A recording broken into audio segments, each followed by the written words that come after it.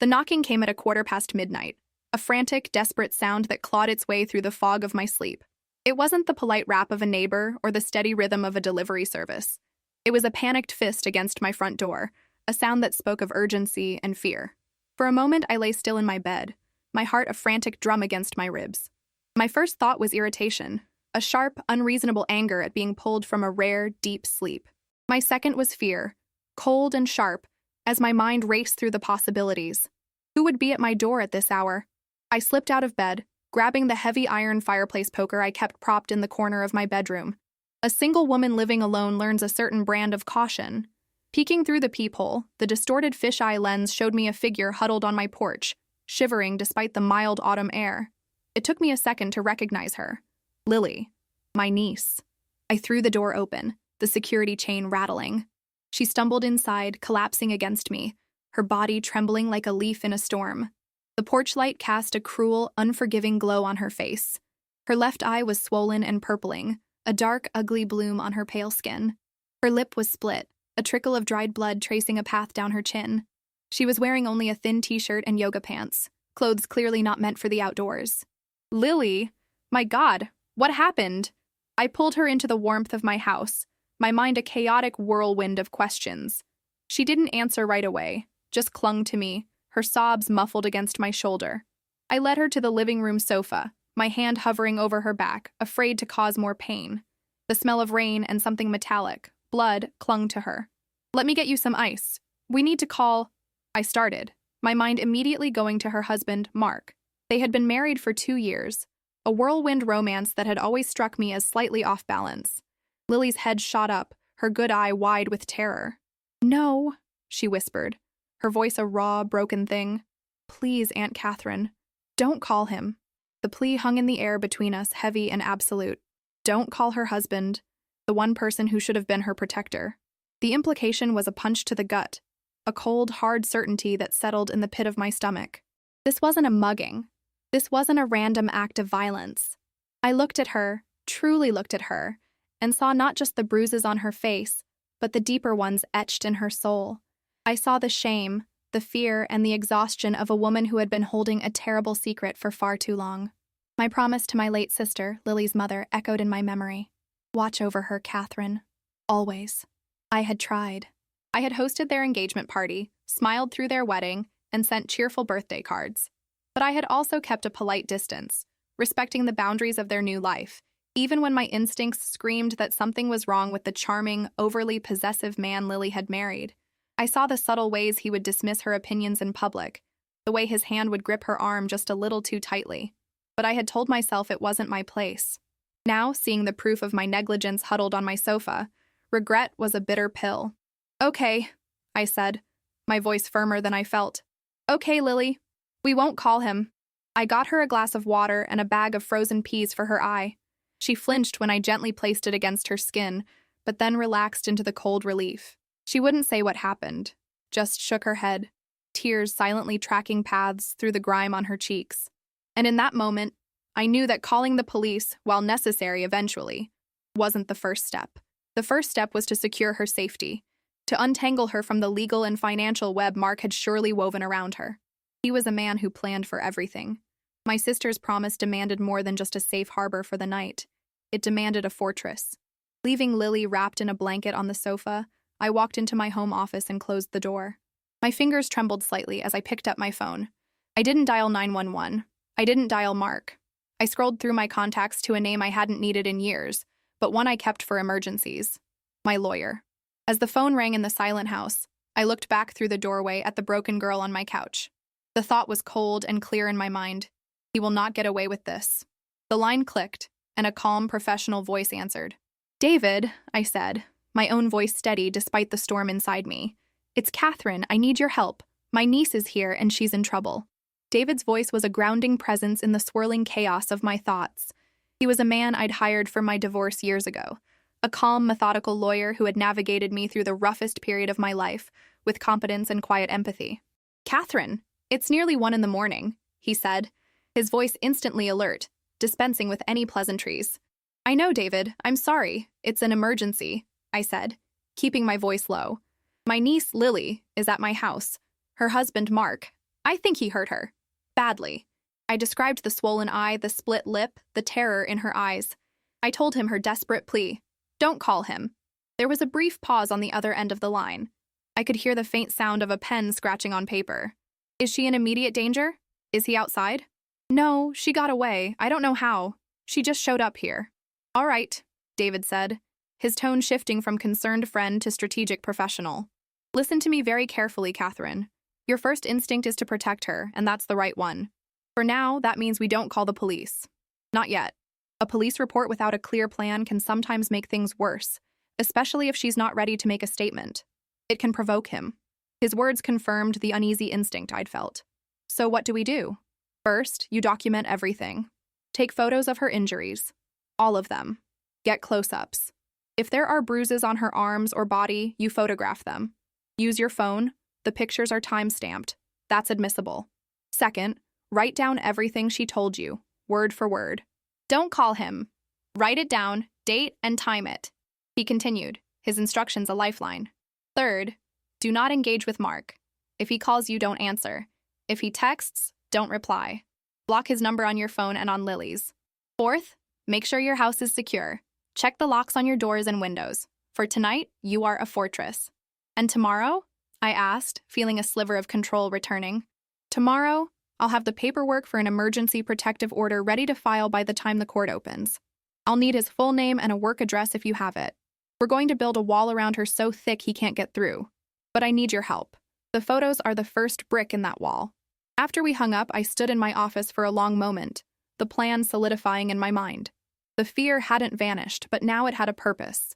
It was fuel. I walked back into the living room. Lily was still on the sofa, staring blankly at the dark TV screen. The bag of peas had started to melt, dripping condensation onto the blanket. I sat down in the armchair opposite her. Lily, I said gently, I didn't call Mark, and I didn't call the police. She looked at me, a flicker of relief in her one good eye. I called my lawyer, I continued. He's a good man. He's going to help us. He told me the first thing we need to do is we need to take some pictures of your face and any other injuries. Shame washed over her features, a more painful blow than any Mark had delivered. She pulled the blanket tighter around herself, shaking her head. I can't. It's ugly. It's not ugly, sweetheart. It's evidence, I said, my voice soft but firm. It's the proof that what he did is real. It's what will keep him from ever doing it again. I know it's hard, but it's the most important thing we can do right now. Please. She hesitated, her gaze dropping to her lap. Then, with a slow, shuddering breath, she gave a tiny nod. My hands trembled as I held up my phone, the clinical lens feeling like a violation. I'm so sorry, Lily, I whispered as the flash illuminated the damage. I photographed her eye, her lip, and a series of dark fingerprint-shaped bruises on her upper arm that she revealed when she let the blanket slip. Each click of the camera felt like a small act of war. When it was over, she finally spoke, her voice barely audible. He checks my phone. My car has a tracker. He controls all the bank accounts, Catherine. I have nothing. I only got away because he fell asleep. I took $20 from his wallet for the cab. He's going to be so angry when he finds out that's missing. The quiet confession laid the groundwork of her prison bare. It wasn't just physical violence. It was a calculated, systemic dismantling of her independence. He had isolated her, controlled her, and left her with nothing. I knelt in front of her and took her hands. You don't have to worry about that $20, I said, looking directly into her eyes. You're here now. You're safe. We're going to handle the rest. I promise. I helped her to the guest room, the same one she used to stay in as a child. I found an old, soft t-shirt for her to sleep in and watched as she crawled into bed, pulling the covers up to her chin. The fortress was secure for the night. But as I stood in the hallway, listening to her muffled sobs, I knew the battle had just begun. I didn't sleep. I sat in the living room armchair, the fireplace poker resting against the arm, and listened to the sounds of the house. I listened to the hum of the refrigerator, the creak of the floorboards, and most importantly, the sound of Lily's quiet, even breathing from the guest room. Sleep was a luxury I couldn't afford. My role had shifted overnight from distant aunt to sole protector, and the weight of it settled on me like a shroud. As the first, pale light of dawn filtered through the blinds, I finally allowed myself to move. I made a pot of coffee, the familiar ritual a small comfort in the unnerving new reality. My phone, which I had placed face down on the counter, buzzed. Then it buzzed again and again. I didn't have to look to know who it was. Steeling myself, I turned it over. 12 missed calls from Mark. A string of text messages followed. Catherine, where is she? Is Lily with you? She wasn't here when I woke up. I'm worried sick. Is she okay? Did something happen? Catherine, please answer me. This isn't funny. I'm calling the police to report her missing if I don't hear from you. Answer your damn phone, Catherine. The messages were a masterclass in manipulation, a carefully crafted performance of a concerned husband. But underneath the facade of worry, I could feel the coiled anger, the fury of a man whose possession had gone missing.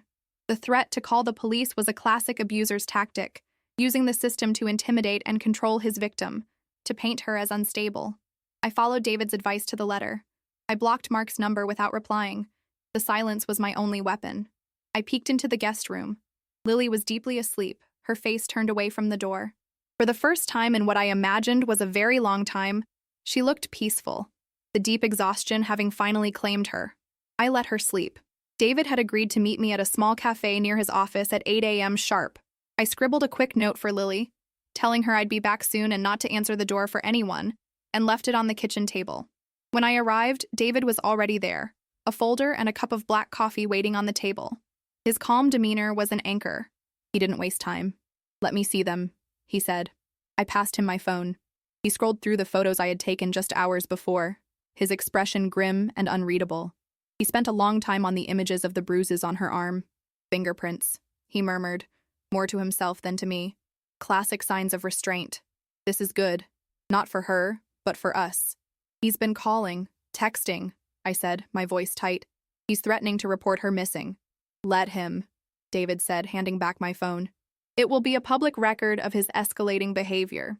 We've already prepared the petition for an emergency protective order. Based on these photos and your testimony of her state and her words, a judge will sign it. It orders him to have no contact with Lily. None at all. No calls, no texts, no emails, no showing up at your house or her work. It also grants you and Lily temporary possession of their residence so she can retrieve her belongings safely. He won't like that, I stated flatly.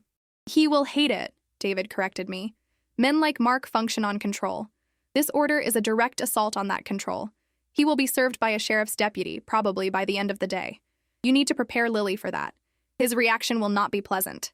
He slid the folder across the table. I need you to read this and sign as a witness to the events you described. Then I'll file it. The moment it is filed, the legal process begins. I read through the stark, legal language that translated Lily's pain into grounds for court action. Harassment, assault, infliction of corporal injury. Signing my name at the bottom felt like firing a cannon. There was no going back. When I returned home, the house was still quiet. I found Lily in the kitchen, staring at the note I'd left. She was wearing my bathrobe, and she looked small and fragile. I saw the missed calls on your phone, she said, her voice trembling. He's looking for me. I know, I said, sitting down at the table with her. Lily, I met with David, the lawyer. I took a deep breath and laid it all out for her. The photos, the petition, the protective order. I explained that a sheriff's deputy would be serving papers to Mark, possibly today, ordering him to stay away from her. The flicker of relief I had hoped to see in her eyes was drowned by a tidal wave of fear. No, she whispered, shaking her head. Catherine, you don't understand. You can't. When he gets those papers, he'll be enraged. He'll lose his mind. It's going to make everything so much worse. Sweetheart, it's the only way, I said, reaching for her hand. This is how we fight back. This is how we keep you safe. You don't know him, she sobbed, pulling her hand away. Safe? There's nowhere I'm safe from him. You've just declared war and you have no idea what he's capable of. Just then, my phone, which I had unblocked to communicate with David, rang. An unfamiliar number. My blood ran cold. I answered on speakerphone, my eyes locked on Lily's terrified face. Is this Catherine? A man's voice asked, polite and official. Yes, I managed to say. This is Officer Miller with the local police department. I'm following up on a missing persons report filed this morning by a Mr. Mark for his wife, Lily. Can you confirm if you have had any contact with her? My heart hammered against my ribs. I stared at Lily, whose face had gone completely white, her eyes locked on the phone in my hand. This was the moment of truth, the first real test of our strategy. David's voice echoed in my head. Do not engage. Be factual. You are the fortress. Just a moment, officer, I said, my voice surprisingly steady. I pressed the mute button. Lily, listen to me. He's doing exactly what David predicted. He's using the system to scare you. We have to stay calm. She shook her head, tears welling. He'll convince them of anything. He's so good at that. Not this time, I said, my gaze firm. This time we have the truth, and we have a lawyer. I unmuted the phone. Officer Miller? I said, my tone polite but resolute. I can confirm that my niece Lily is with me at my residence. She is safe. Okay, ma'am. We need to conduct a wellness check. Standard procedure. Can you put her on the phone so I can verify her status? This was the trap. If Lily spoke, her voice trembling with fear, Mark could twist it. If she refused, it could be seen as obstruction.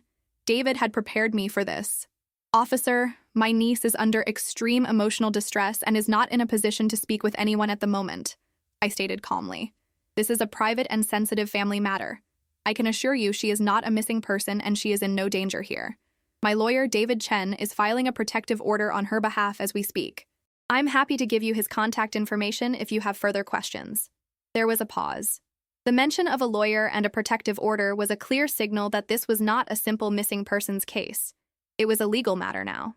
I see, Officer Miller said, his tone shifting. All right. Yes, please provide your lawyer's name and number.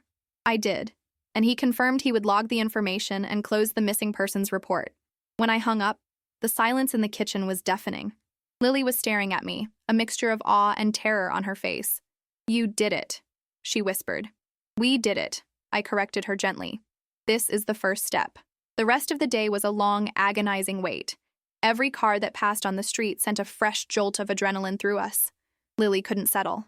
She paced from the living room to the kitchen, peering through the slats in the blinds. He's going to come here, she said over and over. The paper won't stop him. It has to, I tried to reassure her, though a cold knot of dread was tightening in my own stomach. To distract us, I asked her to tell me about her dog, a golden retriever named Buddy that she'd had since before she met Mark. As she talked about him, a flicker of the old Lily returned, the bright, funny girl I remembered. She told me how Mark had insisted they give the dog away a few months ago, claiming he was too much work. He didn't like that Buddy would bark whenever he raised his voice, she said quietly, her eyes distant. He didn't like that the dog would come and sit by me, like he was protecting me.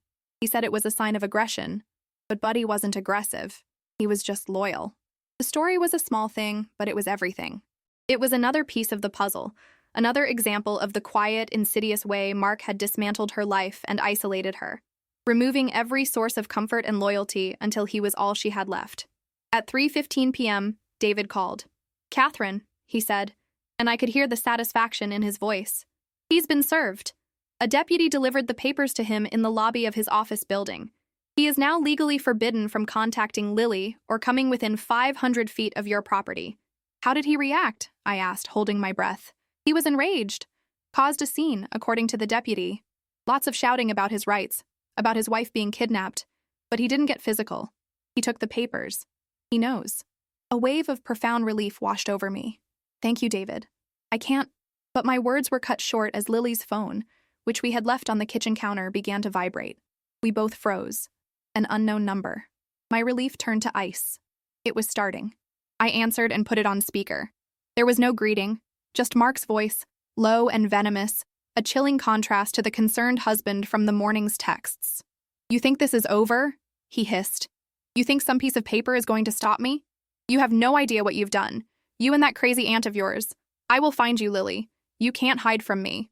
The line went dead. Lily let out a strangled sob, backing away from the phone as if it were a snake.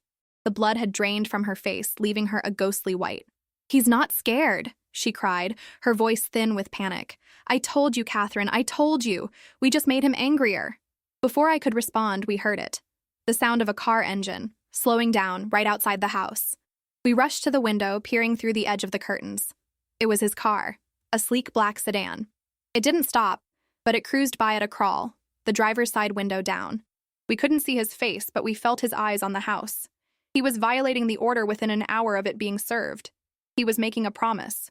For a second, we were both frozen, two statues carved from fear. The quiet street, my peaceful sanctuary, now felt like a stage for a horror movie. But the paralysis was broken by a surge of pure, unadulterated rage. Not his rage. Mine.